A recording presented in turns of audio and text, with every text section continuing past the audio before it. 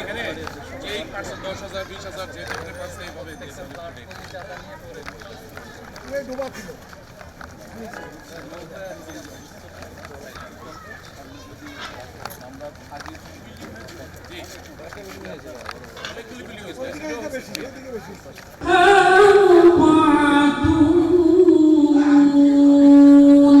মত বিনিময়ে অংশগ্রহণ করেছেন, যা আমাদেরকে ধন্য করেছে, বাধিত করেছে, কৃতজ্ঞ করেছে। কারণ সমাজে এরকম একটা সেতুবন্ধন দরকার যে রাজনীতিবিদ, সমাজের সম্মানিত নাগরিক, পারস্পরিক মিথস্ক্রিয়া হবে। সেই মিথস্ক্রিয়ার ভিত্তিতে আমরা সমস্যাগুলি চিহ্নিত করব, আবেদনগুলি আমলে নিব এবং তা নিরসনের চেষ্টা করব। অর্থাৎ জনগণ, রাজনীতিবিদ, সরকার এর মধ্যে একটা সেতুবন্ধন তৈরি করাটাই হচ্ছে টেকসই পরিবর্তনের একমাত্র উপায়। এবং তাতে যে আজকে আপনারা অংশ নিলেন, এটা খুব স্মরণীয়। এই জন্য কৃতজ্ঞতা আপনাদের কাছে এবং ধন্যবাদও জানাচ্ছি আপনাদেরকে। দাবি মোটামুটি সবই এক। যেখানে যাই গ্যাসের সমস্যা, যেখানে যাই এলাকাটা পরিচ্ছন্ন না, জরাজীর্ণ, যেখানে যাই রাস্তাটা খুব ন্যারো, কিন্তু যিনি রাস্তা বড় দাবি করছেন তার বাড়িটাই রাস্তার সবচেয়ে উপরে। এখন সমাধান কোথায়? সমাধানটা হচ্ছে আমরা সত্যিকার অর্থে একটা অবাগা জাতি।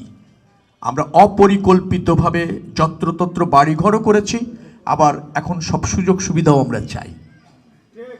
নাগরিক হিসাবে যে সুদায়িত্বটা যতটা পালন করি, তার চেয়ে বেশি প্রত্যাশা করি আরেক নাগরিকের কাছে। এই জায়গাটাতে আমাদের একটা পরিবর্তন দরকার।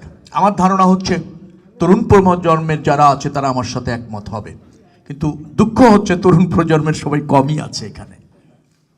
সিটি কর্পোরেশন 1.5 বছর ফাংশন করছে না, নির্বাচিত মেয়র নেই। আমি অনেক চেষ্টা করেছিলাম যে বজ্র অপসরণটাকে আরেকটু ট্রান্সপারেন্ট করা যায় কিনা, আরেকটু সুশৃঙ্খল করা যায় কিনা, আরেকটু জবাবদিহির মধ্যে আনা যায় কিনা। তারপর রাস্তাঘাট পরিচ্ছন্ন করার জন্য যে পরিচ্ছন্ন কর্মী আছে তাদেরকে আরো বেশি অ্যাক্টিভ করা যায় কিনা। আমি সিটি কর্পোরেশনে যোগাযোগ করেছি, আমার জায়গা থেকে উদ্যোগ নিয়েছি। দুর্ভাগ্য হচ্ছে সিটি কর্পোরেশনে একটা ভুতুড়ে বাড়ি পরিণত হয়েছে। কোনো বাজেট ছাড় করাতে চায় না, কোনো প্রকল্প নিতে চায় না। যে সমস্ত কর্মকর্তা কর্মচারীরা আছে অলসভাবে বসে আছে, তাদের কোনো জবাবদিহি করা লাগে না, কারণ তাদের কোনো দায়বদ্ধতা নেই, মেয়র নেই, নির্বাচিত প্রতিনিধি নেই। তারা শুধু বেতন উত্তোলন করছেন, নামমাত্র ডিউটি করছেন, ঢাকা শহর অকেজো হয়ে পড়ে আছে। সমাধান হচ্ছে একটাই, দ্রুততম সময়ের মধ্যে নির্বাচিত সরকার দরকার। আমাকে আপনারা ভোট দিলেন, পরের দিন আমাকে আপনারা ঘাড়ে ধরতে পারবেন, বলতে পারবেন ভোট তো দিয়েছি, সরকার আছে, সিটি কর্পোরেশন আছে, কেন আমি অধিকার পাচ্ছি না। নিশ্চয়ই সেটা বলার অধিকার আপনার রয়েছে এবং রাষ্ট্রে আপনার রয়েছে, যেটাকে বলা হয় ন্যায্যতা রয়েছে আপনার। এই রাষ্ট্রে আপনি করুণার পাত্র নন, এই রাষ্ট্রের আপনি মালিক, আপনি সার্বভৌম। আপনার জন্য রাষ্ট্র, রাষ্ট্রের জন্য আপনি নয়। যার ফলে আমাদের এই প্রতিষ্ঠানগুলি জরাজীর্ণ কাজ করছে না। দ্রুত নির্বাচন দরকার। নির্বাচিত প্রতিনিধি যেমন আপনারা বিচক্ষণতার সাথে নির্ধারণ করবেন, পাশাপাশি রাষ্ট্রে একটা ব্যবস্থাপনা কর্তৃপক্ষ অর্থাৎ সরকার যখন আমরা নির্বাচিত করব, সেই সরকার আমাদের চাহিদা, আমাদের দাবি, আমাদের অধিকার প্রতিষ্ঠায় বাধ্য থাকবে। সেই প্রক্রিয়ার মধ্যে আমরা নিজেদেরকে, যেটাকে বলা হয়, ইন করাতে চাই। বিএনপি জাতীয়তাবাদী দল একটা পরীক্ষিত, জনপ্রিয়, বারবার রাষ্ট্র ব্যবস্থাপনায় অভিজ্ঞ রাজনৈতিক দল। তারা যদি আপনার ভোটে নির্বাচিত হয়, সেই দল এবং সেই দলের প্রতিনিধি হিসেবে আমি নিশ্চয়ই আপনাদের এই সমস্যাগুলি আমলে নিয়ে তা সমাধান করবার জন্য সর্বাত্মক চেষ্টা করব। গ্যাসের প্রবলেম পুরো ঢাকা 10 আসনের সর্বত্র। আমার নিজের বাসায় একসময় আমার স্ত্রী প্রতিদিনই এটা নিয়ে পীড়া দিত, এখন আর দেয় না। আমি নিজে তিতাসে গিয়েছি, তিতাসে এই অঞ্চলের গ্যাসের সমস্যা সমাধান করবার জন্য বারংবার চাপ প্রয়োগ করেছি। আপনারা অনেকে জানেন, এই একই উত্তর আমাকে প্রতিদিন দিতে হচ্ছে। পাইপ লাইনে গ্যাস সরবরাহ সরকার সম্পূর্ণ বন্ধ করেছে, এটা আপনারা জানেন। দ্বিতীয়ত হচ্ছে পাইপ লাইনে গ্যাস সরবরাহ যেগুলি আছে সেটা অব্যাহত থাকুক, সরকার তো চায় না। এটা রাষ্ট্রের পলিসি। রাষ্ট্র বলছে পাইপ লাইনে শুধু ইন্ডাস্ট্রিতে গ্যাস যাবে, আবাসনের গ্যাস যাবে সিলিন্ডারে। অর্থাৎ পাইপ লাইনের মধ্যে আবাসন ভবনে যে সমস্ত গ্যাস সংযোগ আছে তা রক্ষণাবেক্ষণের অভাবে, মেরামতের অভাবে, সংস্কারের অভাবে প্রায় জরাজীর্ণ। অর্থাৎ গ্যাস সরবরাহটা অব্যাহতভাবে থাকুক, এ ব্যাপারে সরকারের কোনো বাজেট নাই, কোনো প্রকল্প নাই, কোনো অর্থ বরাদ্দ নেই। তারা শুধু ওখান থেকে বিল কালেক্ট করছে, গ্যাসটা ঠিকমতো আপনার ভবনে আসছে কিনা সেটাকে অব্যাহত রাখার জন্য কোনো প্রকল্প তারা নিচ্ছে না, কারণ রাষ্ট্রই ডিসিশন নিয়েছে এই প্রক্রিয়ায় রাষ্ট্র আর থাকতে চায় না। নিশ্চয়ই যারা একটু সচেতন তারা বুঝবেন। আমি তিতাস কর্তৃপক্ষের কাছে গেলে তারা অসত্য প্রকাশ করলো এবং বলল যে অন্তর্বর্তীকালীন সরকার এই গ্যাস লাইনের যে কাজ করতে হবে এর জন্য কোনো অর্থ আমাদের দিচ্ছে না, ছাড় দেয় না, অর্থ প্রকল্প গ্রহণ করে না, পাশ করে না। আমাদের ভাই কিছুই করার নেই। একটাই পথ, নির্বাচিত সরকার আসলে যদি আপনারা এইভাবে এই সমস্যা সমাধানের জন্য অর্থ বরাদ্দ করেন, প্রকল্প পাশ করেন, তখন আমরা গ্যাস সরবরাহটা অব্যাহত রাখতে পারব। অর্থাৎ নির্বাচিত সরকার ছাড়া সেখানে সমাধান আমি দেখছি না। নির্বাচিত সরকার হলে যদি আমাদের দল সরকার গঠন করে, আমি যদি আপনাদের প্রতিনিধিত্ব করার সুযোগ পাই, ডেফিনেটলি গ্যাস সরবরাহ পাইপলাইনে যেটা এক্সিস্টিং আছে সেটা যাতে অব্যাহত থাকে, সেটা যখন কার্যকর থাকে, গ্যাস যাতে মানুষ প্রাপ্ত হয়, তার জন্য প্রকল্প গ্রহণ, অর্থ বরাদ্দের জন্য সরকারকে বার্গেনিং করে বাধ্য আমি করে ছাড়ব ইনশাল্লাহ। কিন্তু সরকার গঠনের আগে আমি আপনাদের কোনো সুসংবাদ দিতে পারছি না, দুঃখিত। আমি চেষ্টা করেছি। আবারও বলছি, এটা রাষ্ট্রের সমস্যা, এটা এলাকার সমস্যা নয়।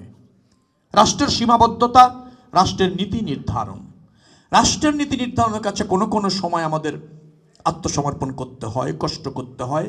আপনারা 2 মাস, নির্বাচনের আছে 1 মাস 10 দিন, সরকার গঠন নিয়ে ধরেন আরও 2 মাস, সব কিছু মিলিয়ে 2.5 থেকে 3টা মাস ধৈর্য ধরুন।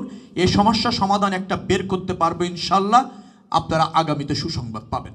যানজট কোথায় নাই বলেন? আজকে যদি এই আসনে হতো, আমি আপনাদের নিয়ে ঝাঁপিয়ে পড়তাম। অনিয়ন্ত্রিতভাবে অটোরিকশা বেরিয়ে গিয়েছে, কোনো শৃঙ্খলা নাই, সরকার নিয়ন্ত্রণ করতে পারছে না, ট্রাফিক ব্যবস্থা ভেঙে পড়েছে, স্বেচ্ছাচারী হয়ে গিয়েছে মানুষ। মনে হচ্ছে সমাজে কারো কোথাও কোনো জবাবদিহিতা নাই। তার চেয়ে বড় কথা হচ্ছে মানবিক দিকটা হারিয়ে ফেলেছি আমরা সমাজ থেকে। সবাইকে আগে যেতে হবে, সবাইকে অন্যের রাস্তা বন্ধ করে যেতে হবে, তারটাই একমাত্র প্রয়োজন, অন্যজনেরটা প্রয়োজন নেই। এইরকম একটা সমাজ ব্যবস্থার মধ্যে আমরা নীতি নৈতিকতা বিসর্জন দিয়ে চলে গিয়েছি। সম্পূর্ণ বন্ধ করা যাবে কিনা ওই বিতর্কে আমি যাব না, সেটা পরীক্ষা নিরীক্ষার ব্যাপার, কিন্তু নিয়ন্ত্রণ করতেই হবে। এটা ছাড়া এই যানজট নিরসন সম্ভব হচ্ছে না। আমাদের অনেক সমস্যা আছে, যার কারণ আমরা মানে আপনি, আমি, সবাই আমরা নিজেরা আমরা স্যাক্রিফাইস করতে চাই না, ব্যক্তি স্বার্থ চাই, গোষ্ঠী স্বার্থ আগে চাই। এই মানসিকতা কিছুটা আমাদেরকে পীড়া দিচ্ছে। এই জায়গায় একটা পরিবর্তন আমাদের দরকার, এবং তার জন্য এই রকমের মিটিং দরকার। অর্থাৎ আমার ভাবনা, আপনার ভাবনা, এই দুটির মধ্যে ন্যায্য ভাবনাটা আমরা বেছে নিতে চাই। সমাজে একটা সম্প্রীতি, মিথস্ক্রিয়ার ফলে আপনার আমার ভাবনা, এর মধ্যে দিয়ে ন্যায্য ভাবনাটা গ্রহণ, রাষ্ট্র ব্যবস্থাপনায় একটা জবাবদিহিতা এবং পরিবর্তন। জনপ্রতিনিধি যদি আপনারা আমাকে নির্বাচিত করেন, আমি হব আপনাদের সেবক, আপনারা রাষ্ট্রের মালিক, আপনারা সমাজের সম্মানিত ব্যক্তি। আপনার পাশে থেকে আপনার প্রতিনিধিত্ব করা আমার দায়িত্ব, করুণা নয়। এভাবে আমাদের ভাবতে হবে, পরিবর্তনটা হতে হবে। যেটা পারি না সেটা কিভাবে পারা যায় ভাবতে হবে, আর যা পারি তা করার জন্য অঙ্গীকার করতে হবে, ঐক্যবদ্ধ থাকতে হবে। তখনই সম্ভব। আমি আসবো বলে দেবো না কালকে থেকে যানজট থাকবে না, সব সমস্যা মুক্তমুখ ইত্যাদি, পরের দিন আমাকে পাবেন না। আমি কিন্তু সেটা না। আমি আপনাদের চোখে চোখ রেখে কথা বলতে চাই, আবার সফল হয়ে এসে আপনাদের কাছে বলতে চাই, ইয়েস, পেরেছি আমি। আপনি সমস্যাকালী সমস্যাই মনে করবেন, তাহলে হবে না। সমস্যাটার গোড়া কোথায়, মূল কোথায়, কারণ কি, এটা বুঝতে হবে। যে সমস্যার কারণ আপনি, আমি, সে সমস্যা রাষ্ট্র সমাধান দেবে কিভাবে? আগে আপনার আমার মধ্যে পরিবর্তন হতে হবে, তারপর রাষ্ট্রকে বাধ্য করতে হবে। আপনারা যদি আমাকে পাশে রাখেন, নির্বাচিত করেন, প্রতিনিধিত্ব করার সুযোগ দেন, ডেফিনেটলি সংসদ এবং সরকারের কাছে গিয়ে বাধ্য করতে আমি পারবো।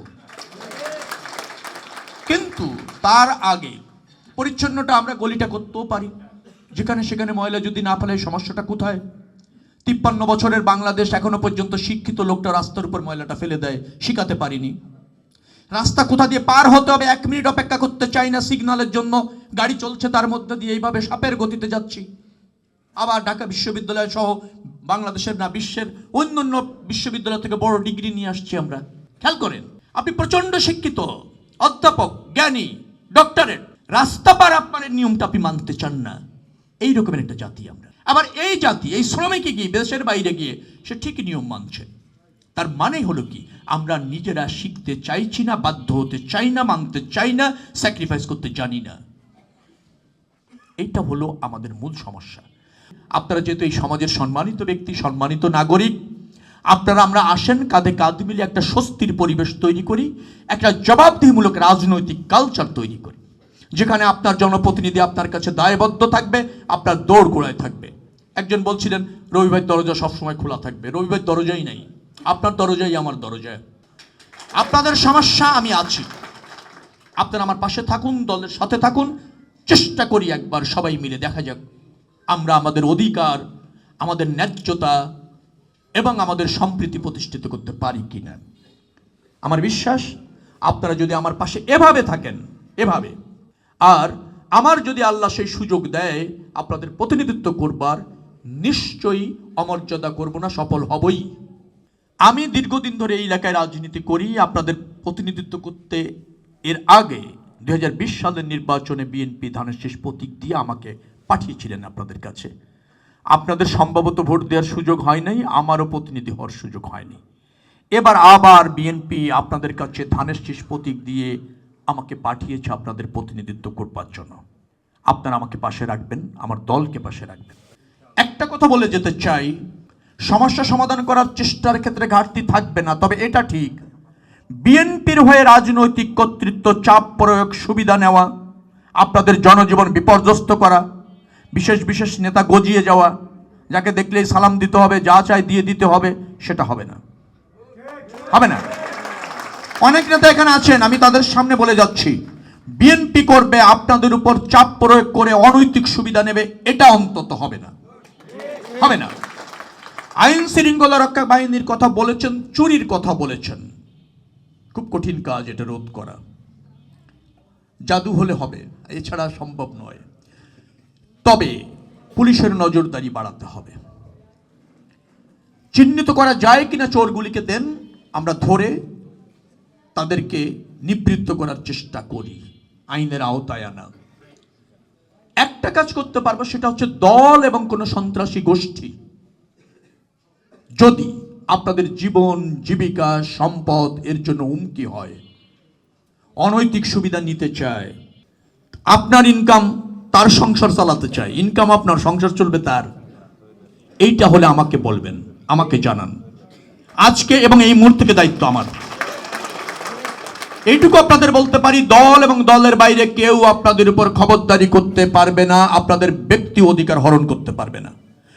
আইন শৃঙ্খলা রক্ষাকারী বাহিনীর কিছুটা গাফিলতি আছে পুরো দেশব্যাপী, আপনারা দেখছেন। কারণ সমাজ একটা স্বেচ্ছাচারিতা তৈরি হয়েছে, এটা সত্য। 5 তারিখের পর ফ্যাসিবাদী গোষ্ঠী পালিয়ে গিয়েছে, কিন্তু সমাজে একটা স্বেচ্ছাচারী গোষ্ঠী তৈরি হয়েছে। এটাকে আইন শৃঙ্খলা রক্ষাকারী বাহিনী খুব বিচক্ষণতার সাথে ট্যাকেল করতে পারছে না। প্রথমত হচ্ছে তাদের কিছু মরাল দুর্বলতা আছে, সেকেন্ডলি হচ্ছে তাদের কিছু সীমাবদ্ধতা আছে লজিস্টিক্যালি, থার্ড হচ্ছে মানুষ যে অনুগত থাকা দরকার আইনের প্রতি, অথবা ধরেন পারস্পরিক অধিকারের প্রতি, সেখান থেকে মানুষ কিছুটা বেরিয়ে আসছে মেন্টালি, যার ফলে একটা বিশৃঙ্খলা আছে। আমি অফিসার ইনচার্জের সাথে কথা বলে এই অঞ্চলে নজরদারিটা এবং পুলিশি কার্যক্রমটা আরও যাতে বেগবান হয় সেই চেষ্টা করব। যেহেতু আপনারা বলেছেন কিছুটা অনিরাপদ, আপনারা সেটা করব। আর সবচেয়ে বড় কথা হচ্ছে যে দল অথবা কোনো অবৈধ শক্তি যদি আপনাদের এখানে প্রভাব বিস্তার করে, আমাকে জানালেই সে দায়িত্ব আমি নিয়ে যাচ্ছি, সমাধান করার দায়িত্ব আমার। সে যত বড় শক্তি হোক, তাহলে আমাকে জানাবেন, আমার দায়িত্ব। আমাদের দল হলে বলবেন ওর রাজনীতি এখানেই শেষ, আর ধরেন ওর এলাকা এখানেই শেষ, তাকে এই এলাকায় থাকার কোনো প্রয়োজন নেই। রাজনীতি করে হবে আপনাদের সেবক, আপনার রাষ্ট্রের মালিক, আমি কথা প্রথমেই বলেছি, আপনাদের সেবক। ওদের জবাবদিহিতা আপনাদের কাছে, ওরা এই অঞ্চলের সেবক, সেই জন্যই দল ওদেরকে পদায়ন করেছে। ব্যত্যয় ঘটলে আমাকে বলবেন, আমি দায়িত্ব নিয়ে বলছি। অন্য নেতারা এখানে আছেন, ওদের কাজ আপনাদের সেবা করা, এই জন্য রাজনীতি করে। আর যদি বলে না ভাই সেবা করার ধৈর্য নাই, রাজনীতির দরকার নেই, চলে যাবে সবাই, দরকার নেই। এভাবে আমরা একটা সম্প্রীতির সমাজ, জবাবদিহিমূলক সমাজ করতে চাই। আপনারা এই কয়জন ভোট দিলে কিন্তু হবে না। পরিবার, পরিজন, আত্মীয় স্বজন, বান্ধবী, ছেলের বান্ধবী, ছেলের বন্ধু, মেয়ের বান্ধবী, মেয়ের বন্ধু, সবাইকে বলতে হবে। তরুণদেরকে উৎসাহিত করতে হবে। আমার ভালো লেগেছে এখানে 3 জন তরুণ আছে, ওখানে আরো কয়েকজন আছে যাদের বয়স 18 থেকে 32। তাদেরও রাষ্ট্র ব্যবস্থাপনায় আসা উচিত, আমরা তাদের সহযোগিতা চাই। বাসযোগ্য রাজনৈতিক পরিবেশ এবং বাসযোগ্য রাজনৈতিক ব্যবস্থাপনার পরিবর্তন করতে বিএনপি অঙ্গীকারাবদ্ধ। আর বিএনপির এই অঞ্চলের নেতা হিসেবে আমি আপনাদের কাছে দায়বদ্ধ। আসুন আমরা নতুন বাংলাদেশ গড়ার ক্ষেত্রে সবাই যার যার অবস্থান থেকে এগিয়ে আসি। আপনাদের ব্যক্তি জীবন সফল হোক, সুন্দর হোক, কল্যাণকর হোক। আল্লাহ আমাদের সবাইকে মুমিন মুত্তাকি হিসেবে কবুল করুক, এই প্রত্যাশা রেখে শেষ করছি। আমিন। বাংলাদেশ জিন্দাবাদ।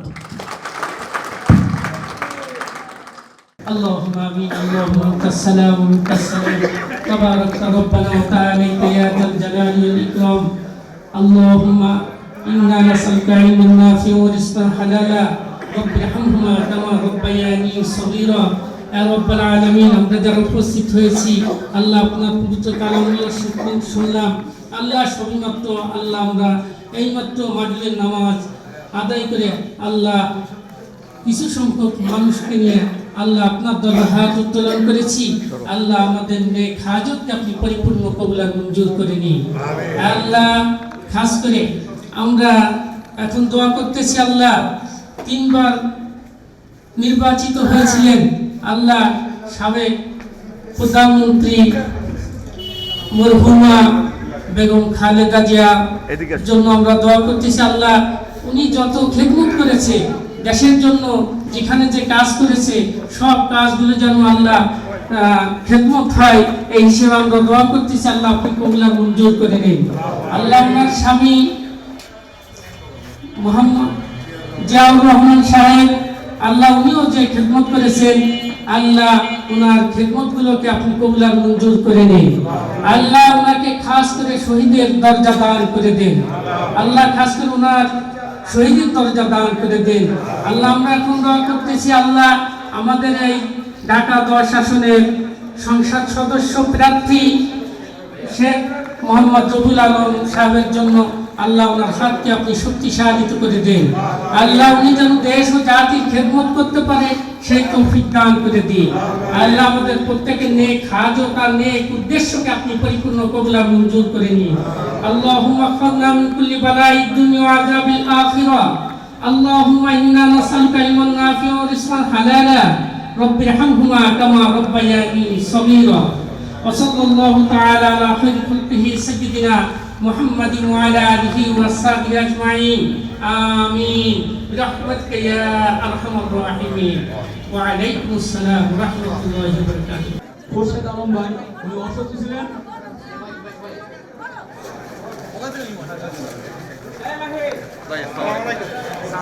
আসসালামু আলাইকুম ভাই।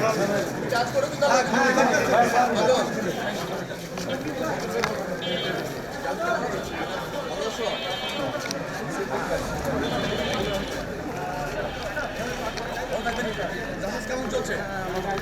সবাই ভোট চাচ্ছেন? জি জি, কথা